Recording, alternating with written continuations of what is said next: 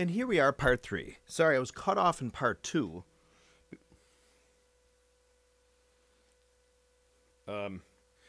Because I didn't realize my battery was about to die.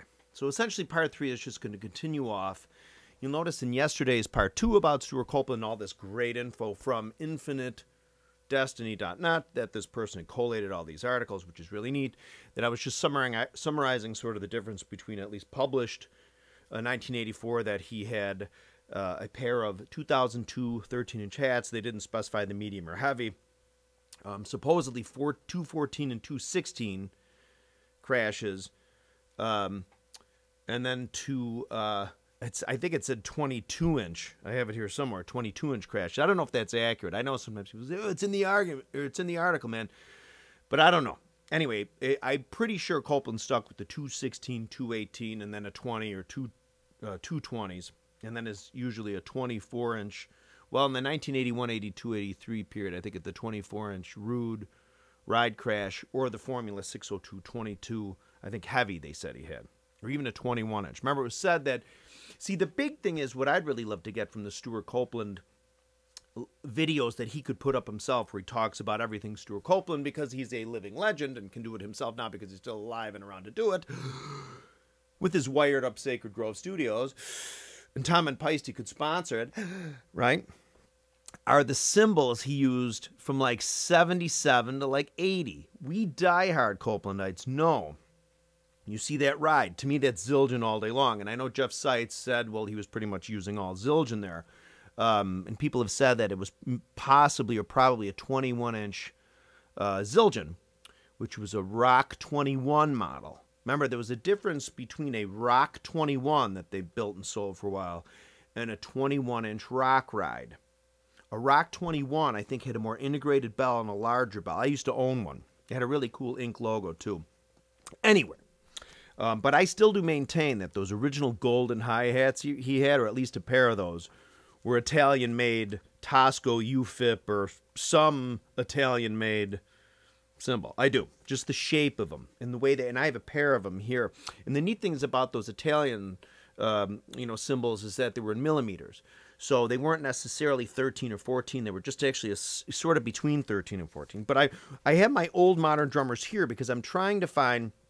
Remember we said in 1982 in that article in 82 that I read in the first Stewart Copeland installment a couple days ago and then the second one yesterday, that his Formula 602 were 13-inch medium 602s. But it is also on the record that he played 13-inch 602 heavies. And the reason why I know that is because there was a Peisty ad that showed Copeland's symbols laid out, and it was a pair of 13-inch heavies, if I'm not mistaken, 602. Now, I know a lot of people might be watching this and be like, you Copeland or Bonham nuts, you're out of your mind. A lot of maybe jazz folks or whatever, and I'm not to demean any jazz folks, but sometimes there's folks that if it's Copeland or Peisty, they might demean it a little, or Bonham.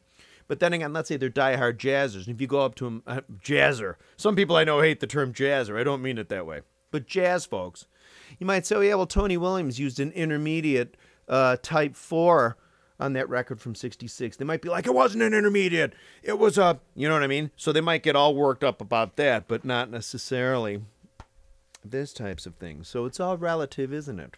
So here we go. This is a modern drummer from December 1983 of Tony Thompson. I'm just trying to find the Copeland ad. Peisty used to have like the first, second, or third page all the time. Sometimes the last page. Well, actually, Gretsch took over the last page in these old modern drummers, if I'm not mistaken.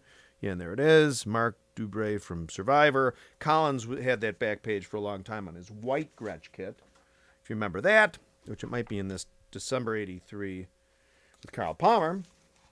Again, we're still, oh no, that has, it still has Gretsch, but Mark Herndon. Okay, so that did not have, so here's the Phil Collins special. Which is from November of 83. I remember getting this at my home back in the day. Okay, so I'm trying to find the Copeland. No. See, the symbols are laid out here in this ad, but these aren't the Copeland specials, though. It was laid out like that. It had Copeland's setup. I don't know if I can find it now. Diehard modern drummer, Peisty, lunatics like myself will know what I'm talking about.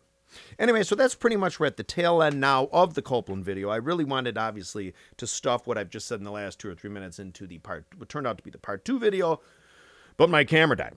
So if anybody personally knows Stewart Copeland, or Copeland does watch my videos, I know he's seen one of them, because I know he saw my first video, or one of the first videos I made about him, begging him to make videos such as this where he does it himself.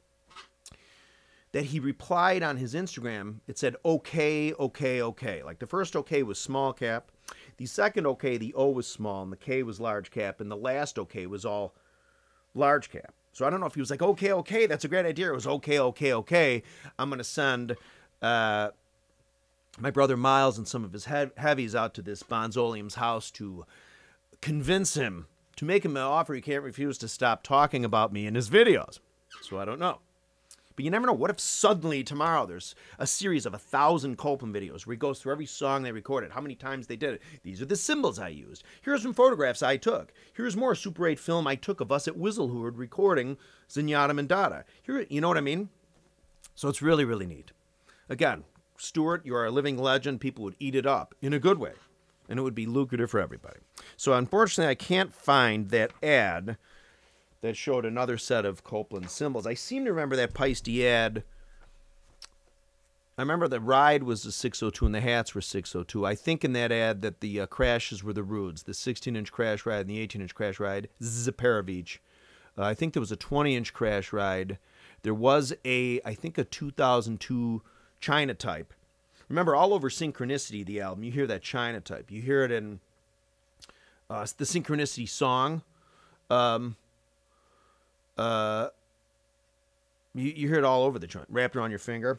And when he goes into the chorus, da da da, wrapped around my finger, da da da da. On the crash first, da da da, wrapped around my. Here comes the China, da da da da. That's just golden, Colorado. So hopefully again, Stewart Copeland could do that. You never know.